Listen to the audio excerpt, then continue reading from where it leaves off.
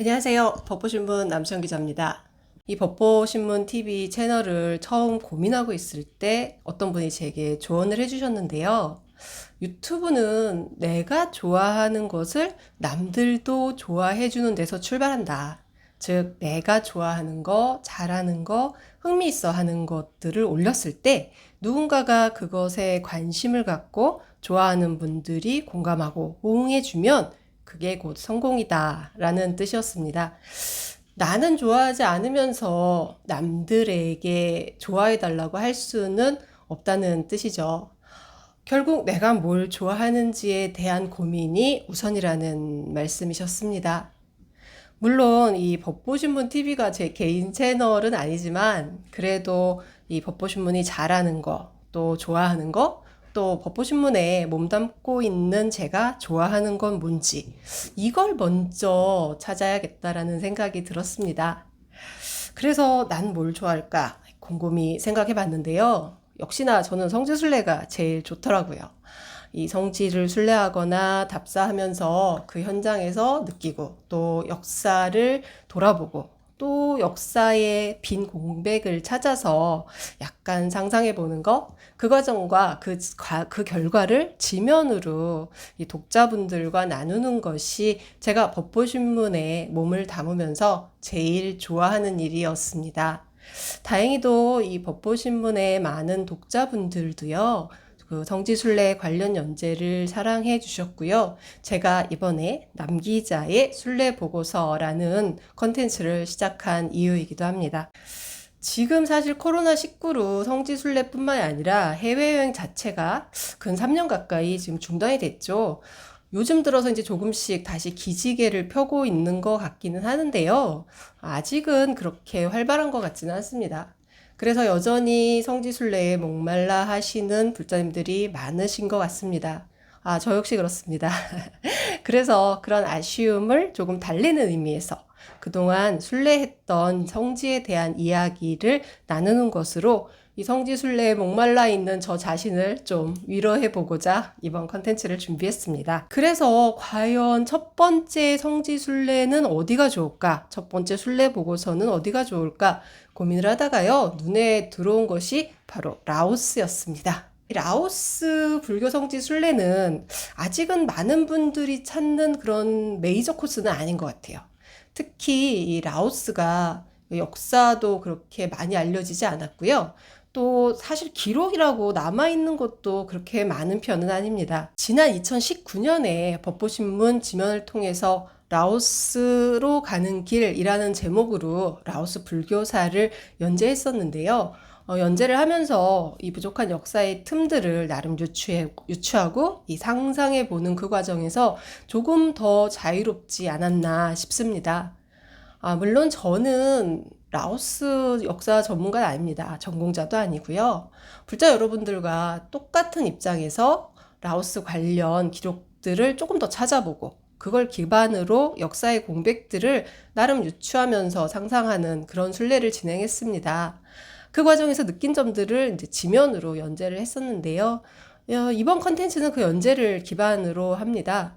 말씀드린 것처럼 역사의 공백들을 조금 상상하는 과정에서 제가 느꼈던 그런 즐거움이 이 영상을 통해서 여러분들에게도 조금이라도 전해진다면 구독과 좋아요 부탁드립니다. 그리고 제가 미처 몰랐던 부분이나 잘못 알고 있었던 부분들을 발견하신다면 즉시 댓글로 남겨주시면 저도 계속 공부해 나가겠습니다. 자, 그럼 첫 번째 영상 시작하겠습니다.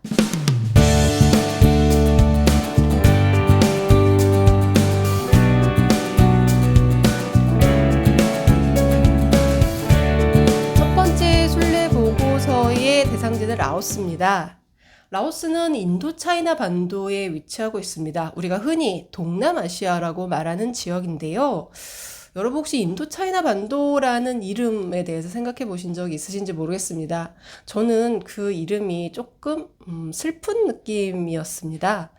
인도차이나, 즉 인도와 중국의 중간 사이 뭐 그 정도의 표현이죠. 그 이름의 어떤 특징이나 주체성 이런 거는 보이지 않습니다. 마치 누군가를 지칭할 때 뭐 성씨나 이름을 얘기하는 대신에 뭐 김씨네와 박신혜 사이에 살고 있는 아무개, 이렇게 얘기하는 것 같은 느낌이에요. 인도의 동쪽, 그리고 중국의 남쪽에 자리하고 있는 인도차이나 반도. 오래전부터 인도와 중국의 정치, 문화적 영향을 많이 받는 건 뭐 자연스러운 일이겠죠? 근데 여러분도 아시다시피 인도와 중국이 어떤 나라입니까? 그야말로 문명의 4대 발상지 가운데 두 곳이고요. 인류 문명을 이끌어온 거대한 추억이라고도 할 수 있습니다. 그러니 이들 두 문명의 영향을 받았다는 건 굉장히 자연스러운 일이죠. 그리고 오히려 인도와 중국의 이 앞선 문화를 가장 지근해서 받아들일 수 있는, 그래서 가장 또 화려하고 다채로운 문화의 꽃을 피울 수도 있는, 어떻게 보면 유리한 지역이라고도 할 수 있습니다. 사실 우리나라만 봐도 이 중국이라는 거대한 문화권하고 맞닿아 있기 때문에 역사 이래로 중국 문화의 영향을 지속적으로 받아왔고요. 또 그 과정에서 어떤 독창적인 문화의 꽃을 피우지 않았습니까? 그래서 한반도를 아마도 아무도 이 동중국, 뭐 이스트 차이나 반도 이렇게 이야기하지 않습니다. 우리는 우리 고유의 이름을 갖고 있죠. 이 중국 문화의 영향권 안에 있지만 우리는 또 우리만의 문화와 역사를 만들어 온 결과라고 생각됩니다. 하지만 인도차이나 반도라는 이름 속에서는 그런 느낌은 안 옵니다. 오히려 좀 다른 역사의 그림자가 드리워져 있는 것이 아닌가라고 생각돼 봅니다. 인도차이나 반도에는 많은 나라들이 있습니다. 여러분 많이 들어보셨다시피 뭐 태국, 미얀마, 캄보디아, 베트남, 그리고 오늘 다루게 될 라오스가 위치하고 있습니다. 이들 가운데 이 태국을 제외한 모든 국가들이 근현대 시기에 영국과 프랑스의 식민 지배를 받았습니다. 뭐 더 과거로 올라가면 중국과 인도의 지배를 받기도 했는데요. 물론 이 지금 저희가 얘기하는 나라들이 지금과는 전혀 다른 이름과 전혀 다른 국경선을 가진 나라들로 역사 속에서는 존재했습니다. 이 지금의 국경선을 기준으로 어느 나라가 뭐 어느 나라의 식민지였다, 어느 나라를 침략했었다, 뭐 어느 나라를 지배했다, 이렇게 단순한 도식을 만드는 것 자체가 불가능하다라는 얘기입니다. 더욱이 이 라오스의 역사를 그렇게 살펴보기에는 그 범위를 정하기부터가 쉽지 않습니다. 오늘날 우리가 알고 있는 라오스는요, 북으로는 중국, 동으로는 베트남, 그리고 남쪽으로는 캄보디아, 서쪽으로는 태국, 미얀마와 국경을 맞대고 있는 내륙 국가입니다. 하지만 지금과 같은 국경선의 윤곽이 정해진 건 식민지 시대에 이르러서입니다. 19세기 무렵에 라오스는 루앙프라방, 위엥짠, 참파삭이라고 하는 세 나라로 나뉘어져 있었는데요. 이 세 나라는 그 이웃 나라, 바로 인접해 있던 강력한 국가였던 태국의 영향권, 지배 아래에 있었습니다. 하지만 19세기 중반부터 프랑스가 인도 차이나 반도에 본격적으로 진출하면서요, 라오스의 운명은 그야말로 요동을 치기 시작합니다. 1883년에 프랑스와 베트남 사이에서 후에 조약이라고 하는 제1차 개미 조약이 체결되면서 베트남은 프랑스의 보호령이 됩니다. 하지만 프랑스는 베트남을 보호령으로 포함시키는 거에 만족하지 않고요. 메콩강의 동쪽에 대한 지배권을 프랑스가 빼앗아 갑니다. 바로 지금의 라오스 지역입니다.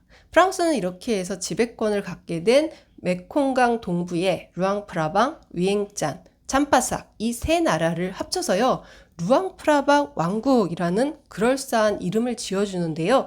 결국은 프랑스의 보호령으로 선포하기 위한 과정일 뿐이었습니다. 후일 이 프랑스는요, 루앙프라방 왕국의 다수 민족이었던 라오족의 복수형, 즉 라오스를 국가명으로 정하게 되는데요. 결국 라오스라는 나라가 국제사회에 이름이 알려지게 되는 과정입니다. 2차 세계대전이 끝나고 나서 라오스는 1949년 7월 19일에 프랑스로부터 독립합니다. 하지만 이 국방이나 외교, 재정권은 여전히 프랑스가 갖고 있는 사실상 형식적인 독립이었습니다. 이 국가는 독립한 이후에 다시 우파와 좌파로 분열되는 극심한 혼란에 빠져듭니다. 그러한 와중에 이 1953년 프랑스 라오스 조약에 의해서 이 루앙프라방 왕국의 통치자였던 사사반 봉을 국왕으로 입헌군주국의 형태로 라오스는 완전한 독립을 하게 됩니다. 하지만 이미 그 우파와 좌파의 대립은 극심한 상황이었고요. 그리고 인접해 있던 베트남의 공산화가 진행되면서 라오스에도 그야말로 혁명의 바람이 불어오게 됩니다. 이 좌파인 파테트라오가 북베트남과 연합해서 이 라오스 정부군과의 내전을 벌이게 됩니다. 결국 1975년에 이 정권을 잡으면서요, 왕정은 폐지가 됐고요. 공산주의 국가인 라오 인민민주공화국이 탄생합니다. 하지만 공산 정권의 탄생은 이 라오스 스스로의 선택이라기보다는요, 바로 인접해 있던 이웃국가 베트남의 전쟁과 또 공산화에 따른 부수적 결과다라는 것이 많은 학자들의 분석입니다. 2차 세계대전의 발발, 그리고 일본의 패망을 틈타서 독립을 선언한 베트남은 이후에 프랑스와의 전쟁, 그리고 이 미국의 개입으로 남북이 분열되면서 우리에게도 익숙한 베트남 전쟁의 소용돌이에 휘말리게 됩니다. 이때 인접해 있던 라오스는요, 자이반, 타이반으로 이 전쟁에 휘말리고 맙니다. 이 호치민이 이끄는 북베트남과 손잡은 파테트라오는요, 라오스 정규군과의 내전을 벌여 북부 라오스 일대가 베트남에 의해서 점령을 당하게 됩니다. 라오스는 결국 베트남 전쟁 물자의 조달 길목이 되는 상황이 벌어진 거죠. 일명 호치민 루트라고 하는데요. 이 길은 베트남 전쟁에 있어서 굉장히 중요한 전략적 요충지였다고 합니다. 그리고 이를 눈치챈 미국은 이 라오스의 산악지형에 밝은 동북부의 소수민족들을 라오스 동북부의 소수민족들을 용병으로 고용해서요, 이 호치민 루트를 차단하기 위해서 안간힘을 씁니다. 이 과정에서 이 수차례, 비공식적이긴 하지만 수차례에 걸친 폭격도 병행됐다고 합니다. 알려진 바에 따르면요, 이 1964년부터 1973년, 그러니까 베트남 전쟁 기간 동안 이 라오스에 투하된 폭탄이, 물론 비공식적이긴 하지만은요, 약 200만 톤에 달한다고 합니다. 이는요, 2차 세계대전 당시에 미국이 유럽과 아시아에 투하한 폭탄, 즉 210만 톤에 육박하는 엄청난 양입니다. 국토의 면적을 비교해 본다면 정말 상상하기 힘들 정도로 많은 양의 폭탄인데요. 뉴욕타임즈는 이에 대해서 라오스의 모든 국민들에게 각각 1톤의 폭격이 가해진 셈이라고 비유하기도 했습니다. 이로 인해서 사실 라오스의 국토는 완전히 황폐화됐다고 해도 과언이 아닙니다. 또 약 8천만 개에 달하는 불발탄이 지금까지도 라오스 영토에 남아있는 상황입니다. 그래서 현재도 해마다 평균 한 50여 명 정도의 라오스 국민들이요, 이 불발탄의 피해를 입는다고 알려져 있습니다. 이 냉전 시대 소련의 영향력이 확대되는 것을 경계했던 미국의 적극적인 개입, 그리고 이를 묵인했던 이 라오스 왕가의 조력은 사실상 베트남 전쟁의 종식과 함께 라오스에도 입헌군주제의 폐지, 그리고 공산 정권의 수립이라는 결과를 초래합니다. 결국 라오스의 운명은요, 주변 강대국들의 회오리에 표류하는 이런 형국이고요. 최근에 이 박항서 감독 신드롬으로 인해서 베트남 전쟁에 대한 어떤 우리의 반성을 촉구하는 그런 그런 여론들도 많아지는 분위기인데요. 베트남 전쟁의 또 다른 축이었다고 할 수 있는 라오스, 그 이름에 대해서는 아직까지도 역사의 변두리에 머물러 있다고 봐야 될 것 같습니다. 무차별 폭격에 의해서 전 국토가 폐허로 변하고, 또 공산 정권이 수립한 이후에는 태국과 미국의 경제 봉쇄로 경제는 사실상 파탄 지경에 이르렀습니다. 특히 1990년대 소련의 해체, 그리고 공산주의의 몰락으로 일부 시장 경제가 도입되긴 했지만요, 여전히 정치 체제는 공산당 독주 체제가 유지되고 있습니다. 경제도 좀처럼 회복될 기미가 보이지 않고 있는 실정입니다. 라오스의 면적은 한반도와 거의 유사한 약 1.1배 정도 크기고요. 그에 비해서 인구는 한 700만 명, 2018년 기준입니다. 한 700만 명 정도를 유지하고 있는데요. 라오스의 1인당 국민소득은 한 2,050달러. 이것도 2017년 기준입니다.